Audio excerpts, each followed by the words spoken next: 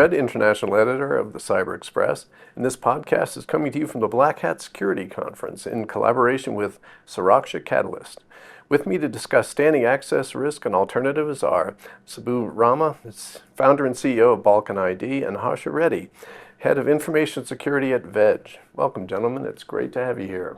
Thank you, Paul. Thank you, Paul. It's a pleasure to be here. All right. Why don't we start with you, Subbu? What is standing access risk and how big of a problem is it? Standing access is nothing but you just basically get permanent access for things. Right? You need something, you just get that access, and people forget about it, and you always have that access. Why is that a big risk? Because people's jobs change. People's need, the needs will change. What they need to have access to will change. Their teams might change. By giving standing access, permanent access, you're kind of actually creating a risk of over permissioning, right? So you're giving over privileged. So it's kind of actually against the principle of least privilege, because you just get an access, for however long you want. So let's say if somebody is going to have access for when they join until they leave, but they have had multiple different changes, right? And they've never used the access.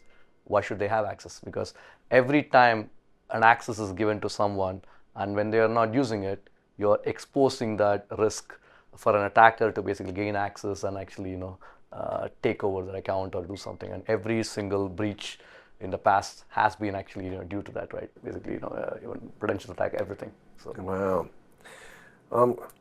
So why does that happen, and what are the alternatives? Harsha, let's ask you that. Yeah, absolutely, Paul. And if I can add something to what Subbu was saying, so he was right. I mean, a lot of breaches, 80%, stat is 80% of all breaches occur due to privilege access. I mean, there is some form of privilege access, escalated privilege, or standing access involved in 80% of the breaches. I'll give a couple of examples. 2017 Equifax breach was a combination of standing access plus unpatched systems, a combination of that, and you have 146 million records that were expelled out of Equifax. And for a company like Equifax, for the threat actor to roam free for 76 days undetected, that's another problem risk, is that with standing access, if you have a threat actor that comes in, it's very hard to detect. It's very hard to audit. It's very hard to track the threat actor down. And similarly, SolarWinds 2020, 18,000 plus networks compromised. And then Colonial Pipeline was a compromised VPN credential against standing access.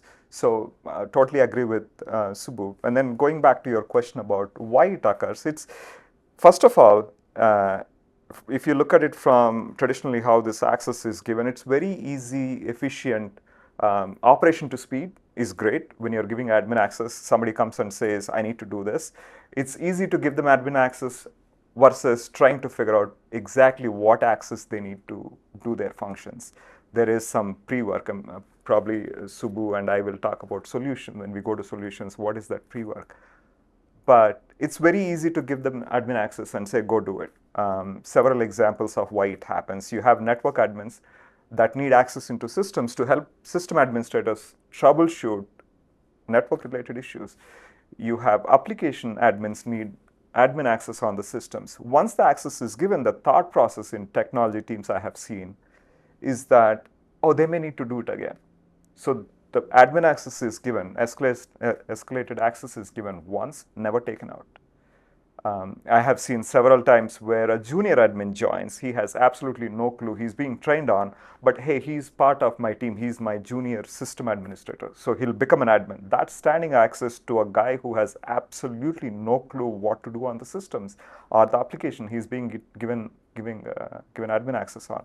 And again, I'll talk about in the solutions, but this is a click-happy young kid who's coming from the college maybe joining your team, but he's an admin because he's part of your team. Or you have consultants who come in, they need to do a job for you. These are integrators. They become part of your system admins. Maybe your IGA governance works great when it comes to provisioning, deprovisioning of accounts, but how do you treat consultants? These are not part of your IGA lifecycle. your identity lifecycle. Identities get provisioned, deprovisioned. There are a lot of accesses like this. As a result, you have standing access to people that shouldn't have access. And then you have non-human identities. You have, let's say, take the example of instant response. You have an IR partner that comes in that need to run a tool, forensics, run a scanner. So they have an application that needs privileged, escalated access to systems. They're probably collecting data. They're probably digging through logs. They're doing stuff for which they need admin access on these systems. You give the access. How regularly do you audit? I have seen occasions in my own experience where 3 months later, 4 months later, that access to the vendor after the IR is done is still there. So these are some reasons, and if you keep going down the pipe, you have probably scripts running with hard-coded admin credentials. A lot of times, if you ask tech people, infrastructure admins, they'll say, can we rotate the passwords? They'll say, I don't know, I don't want to rotate the service account password because I don't know where all it's being used. You know that where all is you have scripts with hard-coded credentials. How dangerous that is. So attackers love this. They want to go after standing access ID. So that's how it happens. I mean, these are some, for IT people, they're being rated on their ability to deliver. And their ability to deliver is, I'll give you admin access, your problem is solved, I get a A+ grade. Security guy, you don't get a A+ grade because now you got to go protect it to get an A+ grade. Great stuff. So what can be done for organizations to easily limit privileges? Are there, for only as long as necessary? That seems to be the core challenge here. What can they do? So we talked about it in the past also, right? Where just in time, it's almost a table stakes in my view, right? So you basically give access for only as long as they need. So to me, that's a bare minimal, right? Now let's actually take one step further. You only get access to the capabilities that you really need to do for your job. For example, hey, if you basically need to be an SRE, you only get access for whatever resources, whatever things that you're basically supporting as an SRE.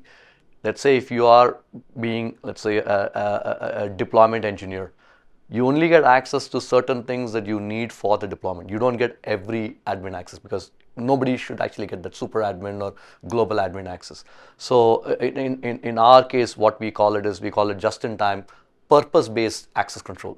So everybody will have a purpose. There'll be a business purpose that people have. Hey, my business purpose is to basically support these businesses in production. That could mean 5 different applications, 20 different accesses that you need to get, and you get that access from this time to this time. Now let's actually take one step further, right? So when people say, okay, I need access for just in time, people say, okay, I need access for 4 hours. If I say, okay, what do you need access for? Well, I need access for X, Y, Z for 4 hours. Now take it first, do they really need it for 4 hours? Maybe they don't need it for 4 hours. So if they don't use it, probably actually downgrade their access. So now feed behavioral data to actually do it, right?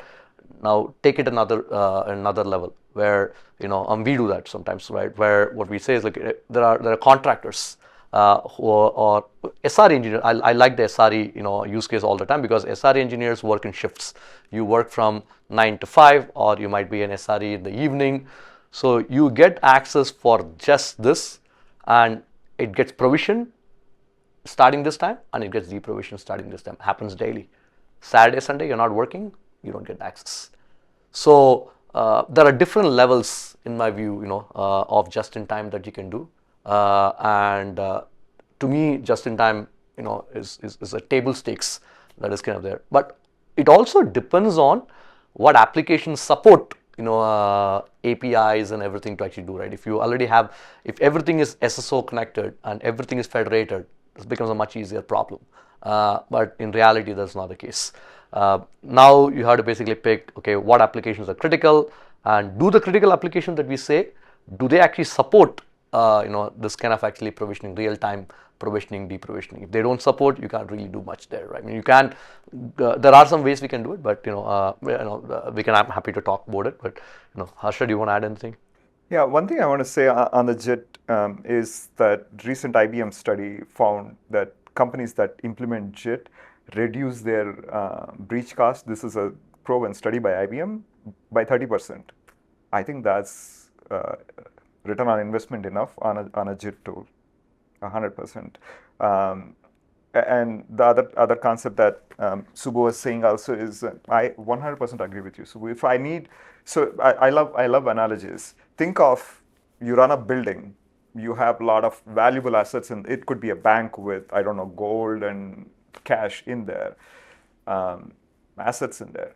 Do you let your employees come after 6 o'clock? You have access IDs. They come in. Can they just swipe in and get in after 6 p.m.? Like he's saying, you need to work from 8 to 7, 8 to 5, 8 to 7 probably, but 8 to 5. What happens after 5? Do you let them come, swipe in, get in, and then they can get away with anything they want? So limit to the time they want to come in. Similarly, limit the time somebody wants to come into the system. I love what you said. I love that analogy. Yeah. Huh. What have you done to deal with this issue? Yeah. So similar to what Subbu is saying, we use the JIT concept where if you're an admin, you can only if you need admin access or if you need a specific access, you're an application developer. You need to get in there, make XYZ modification, make these parameter changes. We've defined specific roles.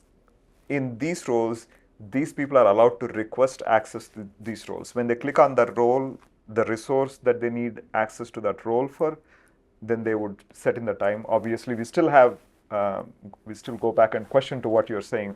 Their normal practice is they put, I need this access for 4 hours. So we go back on a monthly basis. Say, okay, you said 4 hours. Could this have been done in 1 hour? So we would still need to adjust it. But we've implemented what Subbu was mentioning. I really love that solution, Subbu, is we give you the role, select the role, you get auto approved, go do your job, and after that it's done. It's deprovisioned. You don't have standing access to the system. The other thing we have done is we said no click in our environments. You don't do click change anything. Anything that you need to do is infrastructure as a code. Anything goes in as a code. So we develop code, you push in the code, there are change requests, we track them down. That is completely automated. So we push that through, like a CI/CD pipeline, we have our own infrastructure pipelines. And then the next thing we are working on, and I would recommend this one, anybody, is passwordless, I think is, we're not there yet. That's something that we are working on. We have a very unique environment, for which reason passwordless currently doesn't work for us, but that's one place we want to get to. FIDO2 keys, device authentications. How do you, I think the idea, I believe the idea is, you want to reduce the blast radius. With standing access, the blast radius is so huge for an attacker to get in. So some of the things we have done. The other thing is, obviously, I would recommend zero trust for anybody that's watching. Always verify. Don't say, I trust these people. Always verify and then trust. Always verify and then trust. Oh, that is some great stuff. To the point, MFA, right? So you add MFA on top of the JIT. Yep. Yeah, absolutely. 100%. Yeah. So if you had to pick one area for people to start who just want to do better, what would it be?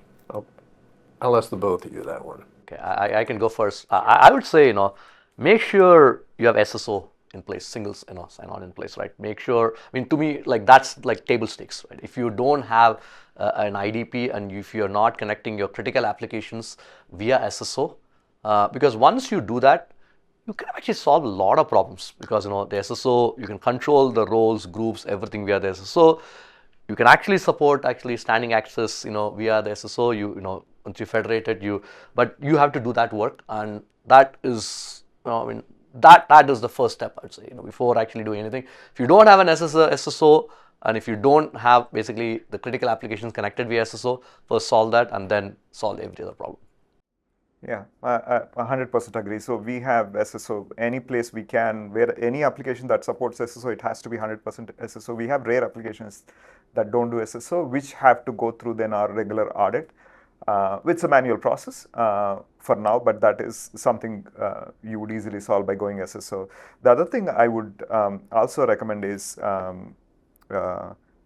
pre-building set of roles, pre-building having understanding of who needs access to what. I find it's not an easy task to accomplish. Who needs access to what, and also proper IGA, proper identity governance. One of the things Subbu you were mentioning in the beginning is people change roles. People move department to department. They don't need access to that system anymore. Do you have an IGA process to say if somebody changes department, their role is changing? Even if you define the roles, if your IGA doesn't control that role changes, then you're still back to standing access problem. Yeah, those are some of the things I would recommend. But do a privileged audit. Beyond all this, do a privileged audit of all the systems. And I would also say 100% you cannot, legacy systems like Subbu was mentioning, 100% is not possible, Subbu. I mean, you cannot really solve 100%. Also, this is a huge task. Solving the problem of standing access is going to take a lot of work. You can't do 100%. Focus on high priority systems where you have bigger blast radius. Try to reduce that one first. Because the biggest challenge is, right, like in many companies where they have these legacy systems, to his point, they're all disconnected apps. You don't have any APIs to connect to them. They are, the only way something is provisioned is through a ticket, and somebody goes and actually manually kind of does that, right? I mean, if it's at least a web application, you can at least use like a concept of like an operator like what like OpenAI or some of those guys have, where you can probably automatically do it through like sort of screen scraping that way. There are some people actually do that, but if it's completely like a desktop system that is there, you got to be safe. So manual. Yeah, I like what he said about the zero trust but verify. yeah, totally, 100%. Awesome stuff. Well, I would like to thank our guests. Gentlemen, thank you so much. It's been great to have you. Thank you, Paul. Thank you, Paul. Pleasure being here. Yeah.